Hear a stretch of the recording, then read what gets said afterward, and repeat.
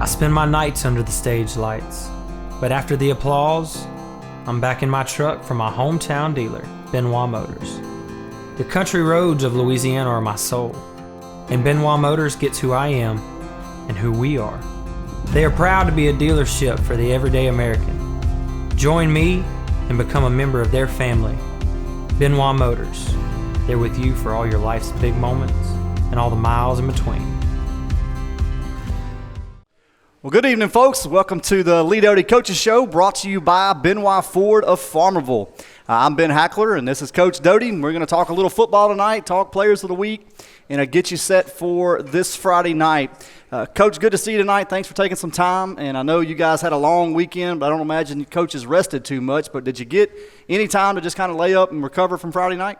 Yeah, we always take some time off, come in, practice Monday morning so we can have Monday afternoon. So I think that's good for our players and our coaches to get away for a while and spend some time with family and, cook some ribs and those type of things. And that's what I did, and I enjoyed myself. Well, Coach, when you say ribs, I got to ask you the barbecue question. You going dry or sauced?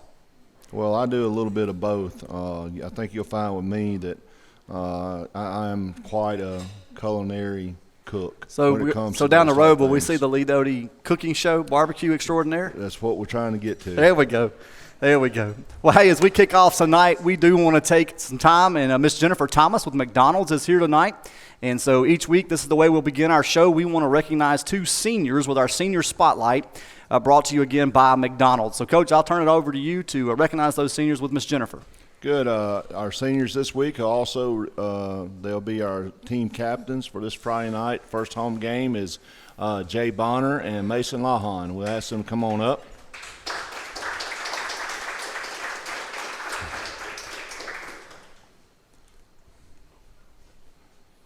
And Miss Jennifer Thomas has got these great gifts for them. And guys, let's hold these things up right here. I'm not sure everybody got to see them. Nice book bags here and caps. And boy, McDonald's takes care of us. Miss Jennifer does a great job. Let's give her a big hand for this as well. Jay's been with us for a couple of years, was on our state championship team last year, played some DB and some running back and punt return, kickoff return, a little bit of everything. Does a good job for us, and we're glad to have him. Mason has been with us. This is his fourth year. I tell everybody that Mason, in 60 years of football, Mason has done what no other quarterback has ever done, and that's lead a 15-0 state championship team. So we're very proud of him. But Mason's a good leader. They're both good students, and just very, very happy and very fortunate to have both of them. So these will be our seniors this week, so let's give them a big hand. Congratulations, guys. Well, Coach, let's talk some football tonight. And last Friday night, you made the trip over to West Monroe and really into a big stadium. We talked a lot about that, a lot of hype and things going around that. And when you guys came out onto the field and you looked up in the stands, it seemed like the whole town was there. And I know even our broadcast, there was several folks that tuned in. So when you looked up into the stands on Friday night, what was it like to look up and to see that the community had shown up like that? Well, I wasn't surprised, to be honest with you. I thought it was a great crowd. I knew our people would show up. Our kids knew they would show up. It's amazing because I think everybody wore blue, and coming out and seeing all those people in blue up there, and what an atmosphere. First of all, that was a great atmosphere. At some point in time, I happened to notice West Monroe maybe coming out at halftime. I mean, it looked packed over there. It was packed on our side. How many kids that play 3A football ever get that opportunity? Yeah. How many people ever get that? In a lot of A's, you can say 4A. I mean, how many times do you go and play in a stadium that big and that type of atmosphere against a school that has 1,900 more students than you? How many times you get that opportunity? So I thought it was a great opportunity for us. I thought the atmosphere was great and just enjoyed every aspect about it except one. Yeah, we'll get to that one in just a moment. But, Coach, you mentioned last week as we talked about big environments, you mentioned how much fun it was for kids. But can you talk to us just for a moment about the coaching aspect of it? Because you said, man, coaches get up for games like that. Yeah, I mean, it's just fun. I mean, we're not 5A coaches. We don't see those type of situations, and it was a great week all week. I mean, everything was so professional. The rosters, the exchange of film, the exchange of information. They sent us a schedule of events on a Monday. Just everything. We had a great place to dress. A big air-conditioned room and great turf. Everything was really good. So. Very safe place to go. I mean, you felt at ease when you pull up in there, and it was just a great atmosphere for us. Well, Coach, just knowing you've talked now the last couple of weeks, and even I think at the end of the season last year, talking about our community and the way that they show up. For you as a coach and for your team, what do you think it means on that level to know that, man, wherever we're going, we've got people that are going to be there and cheering loud? Well, our kids know that, and they know they're going to get the support from our fans. And, and I've told you this several times, there's been a lot of places we went. We've had more than a home team in a lot of places. But it's a huge compliment to our fans that they do that. And our kids, they feed off of that. And it's fun and a great environment. And I expect it to be the same way the rest of the year. Absolutely. Well, Coach, let's get into the X's and O's a little bit of the game. Of course, Panthers come up short 24-7 to West Monroe. And we're just going to kind of walk through it a little bit, first half, second half, and let you kind of make some comments along the way. Game opens up. We receive the opening kick. First possession, ball goes on the ground. And I know for some of us it was like, uh-oh, what's fixing to unfold? But your defense comes onto the field. You get a stop, hold on to 3 points. And after that first drive and you're looking at things, how did you think we matched up on defense at that point?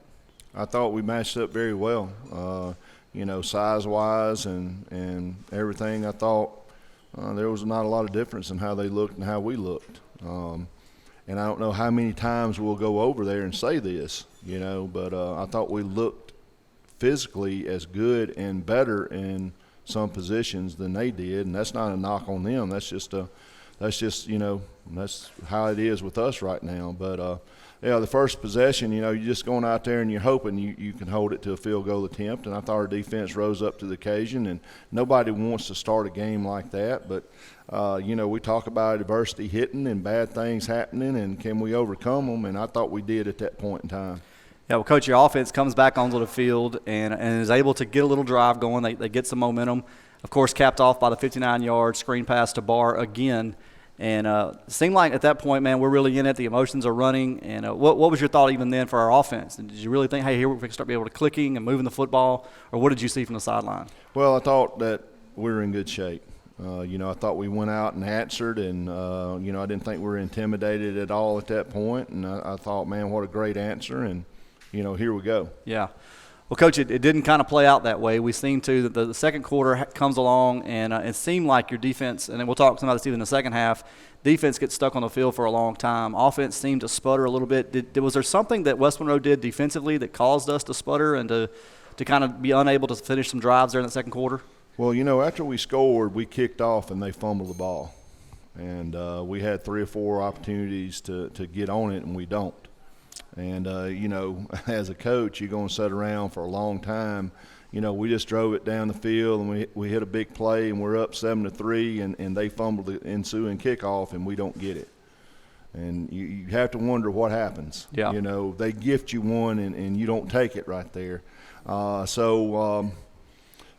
think what West Monroe did was just to be honest with you, they blooded our nose, and I think we had some missed assignments with our offensive line and did those type of things. But, West Monroe was ready to play. And, again, I thought our offensive line looked as good as their defensive line did.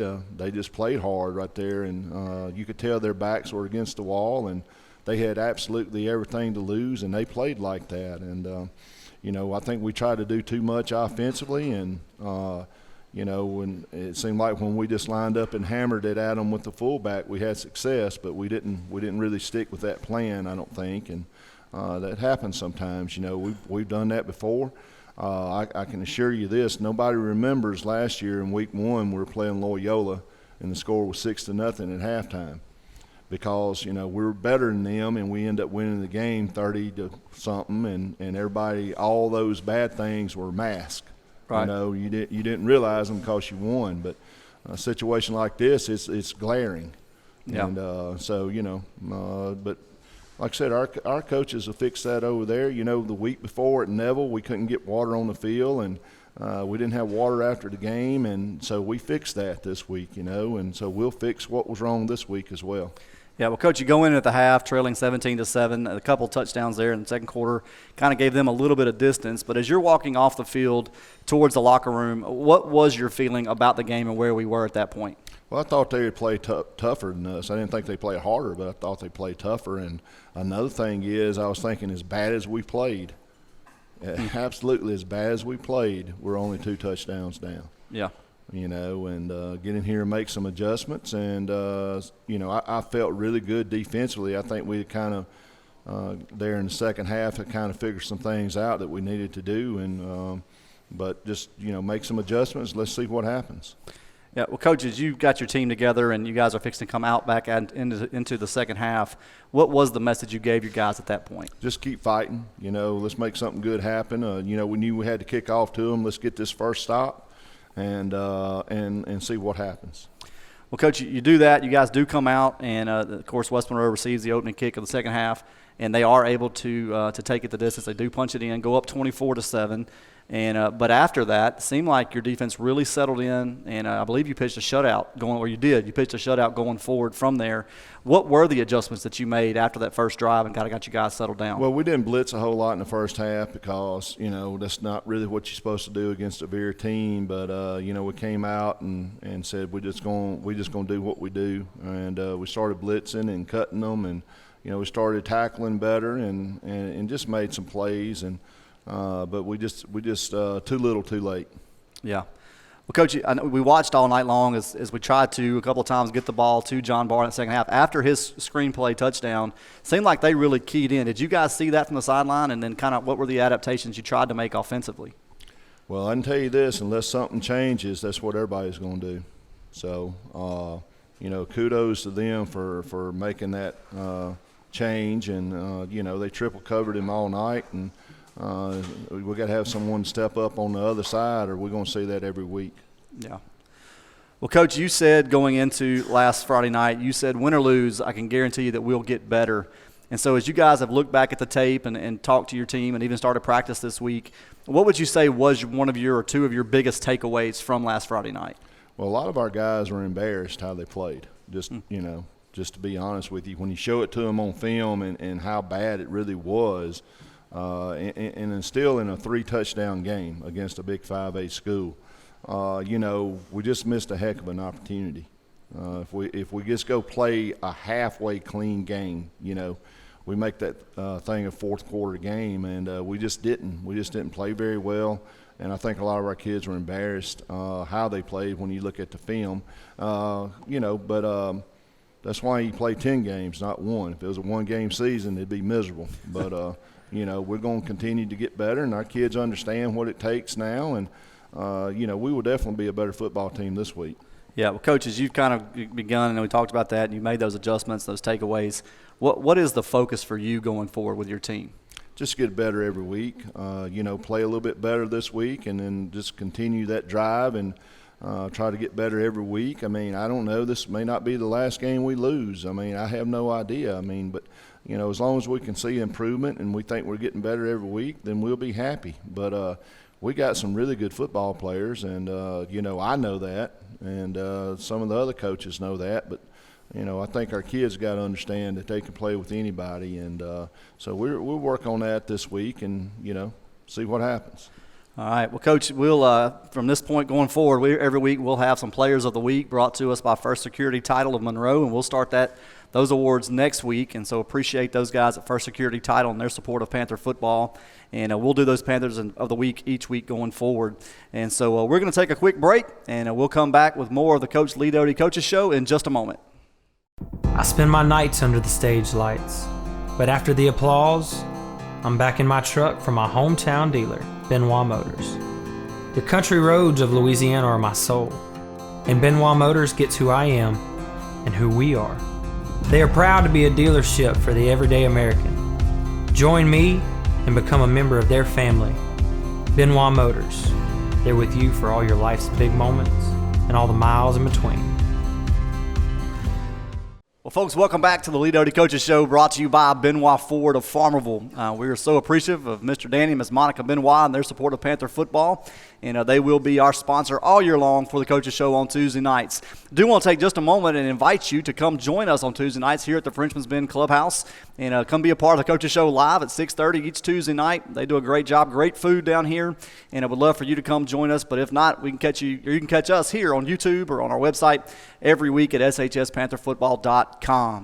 Well, Coach, week one is behind you in the books, and it is what it is. But here you come roaring back into Panther Stadium for the first game of the home season, and a very familiar opponent comes to Sterlington that through the years has really been a great game for us, the Mangham Dragons. They are a Class 2A school with a long, proud history down there. Been some great battles through the years with Sterlington. They've got a big win over Gina last week, and I would think, be coming into this Friday night feeling pretty good about themselves. And as we talk about the schedule last week, you mentioned that you kept Oak Grove and you kept Mangham. And so, Coach, I just wanted to ask you tonight, as we kind of unpack this, when it came to Mangham and the decision, hey, I want to keep them on the schedule, what were some of the things that went into that? You know, we enjoy playing them. It's a good competition. I mean, you know, we're familiar with a lot of their coaches, and their coaches are familiar with us.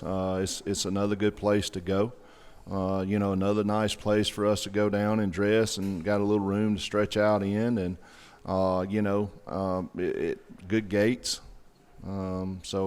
And they're going to win a lot of football games, so it's good for your power points. But another thing is, you know, it's 30 minutes down the road, and we enjoy doing that because, like I said, we do want to take one long road trip a year, at least try to get that on our schedule. And it's good for our community. I think it's good for their community, and you know, it's a good game for us right now.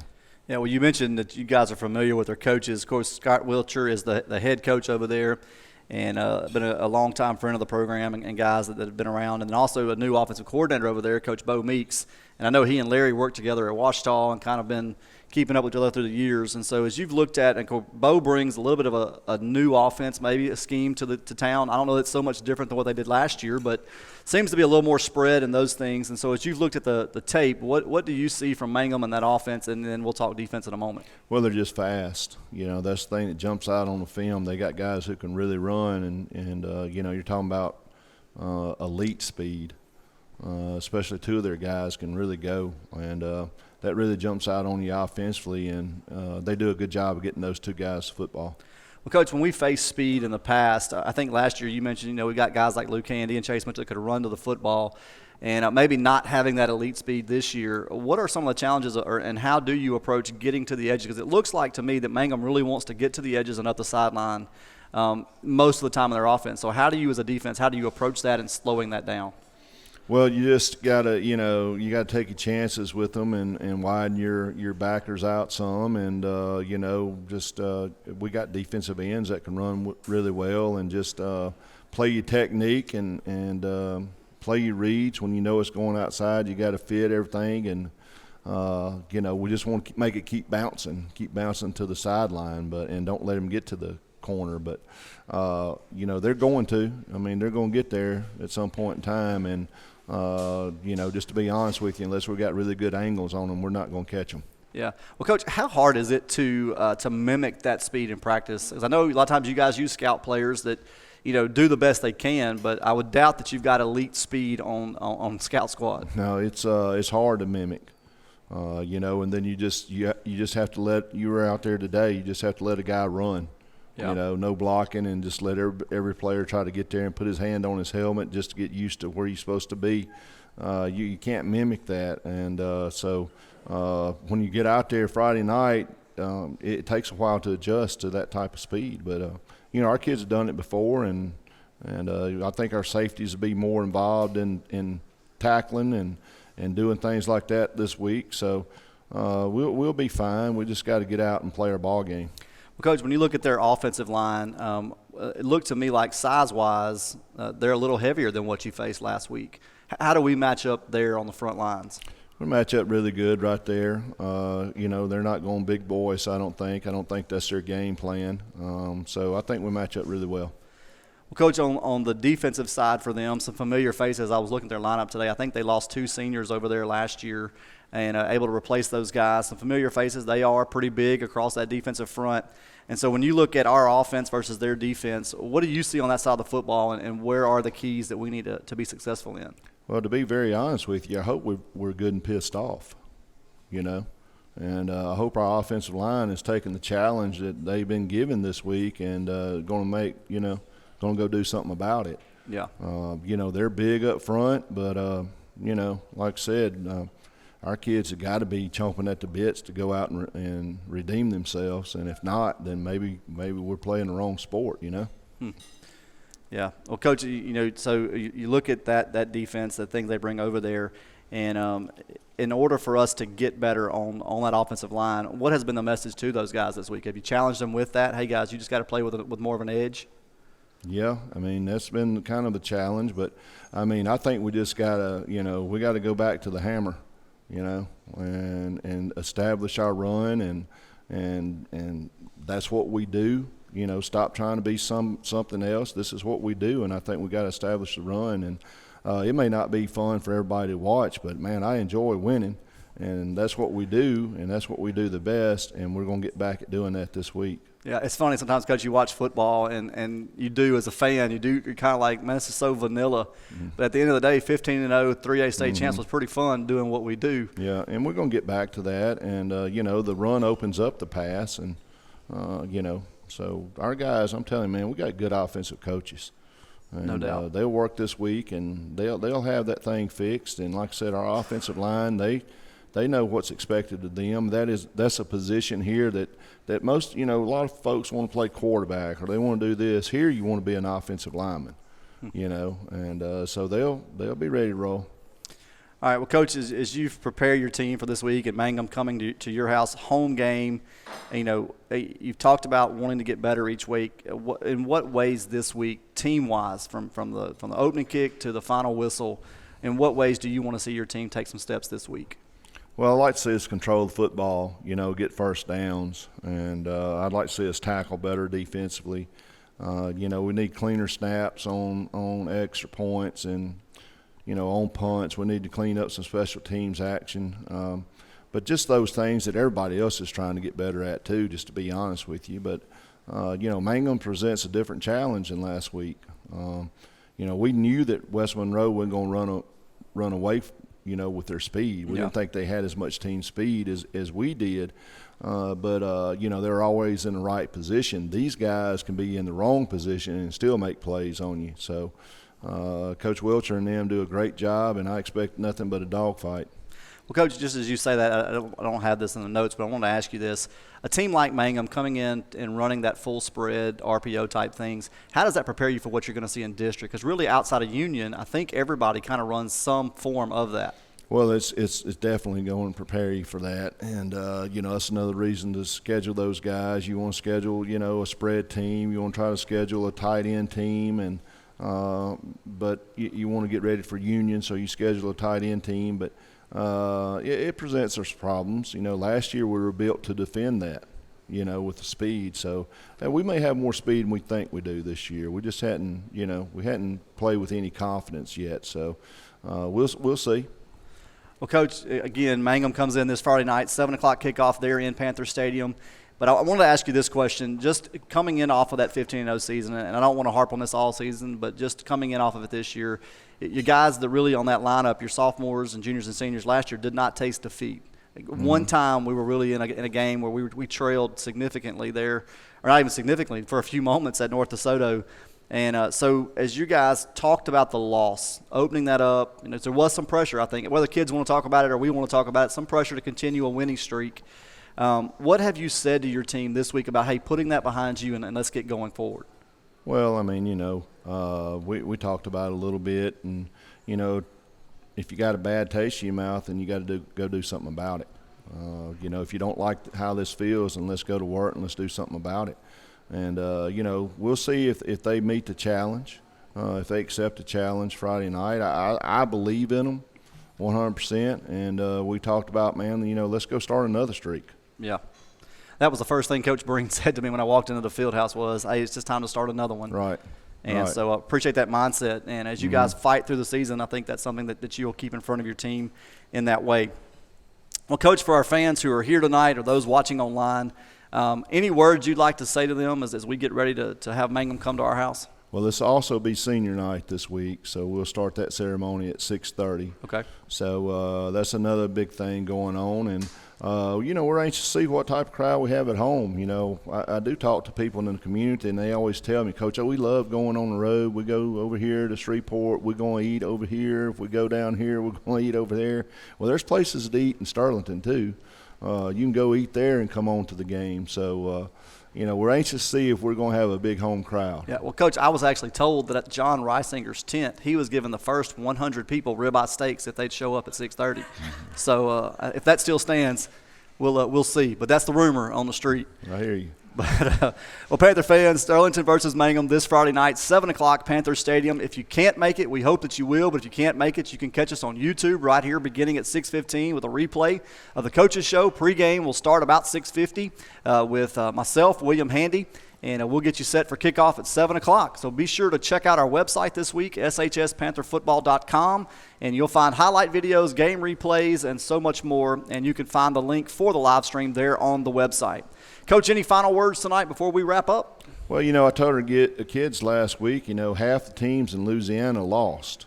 We just had to be one of those teams. And, we got to get going again, and I think we will. We'll need all the fans that we can get out there to root us on. And but I think you'll see a different Panther football team. And as always, go Panthers. Well, folks, thanks for joining us tonight for the Coach Lee Doty Coaches Show, brought to you by Benoit Ford of Farmerville. I'm Ben Hackler, and we'll see you Friday night, 7 o'clock, against the Mangham Dragons from Panther Stadium. Have a great week. I spend my nights under the stage lights, but after the applause, I'm back in my truck from my hometown dealer, Benoit Motors. The country roads of Louisiana are my soul, and Benoit Motors gets who I am and who we are. They are proud to be a dealership for the everyday American. Join me and become a member of their family. Benoit Motors, they're with you for all your life's big moments and all the miles in between. This broadcast is copyrighted by Empire Media and Management. Any unauthorized reproduction is strictly prohibited.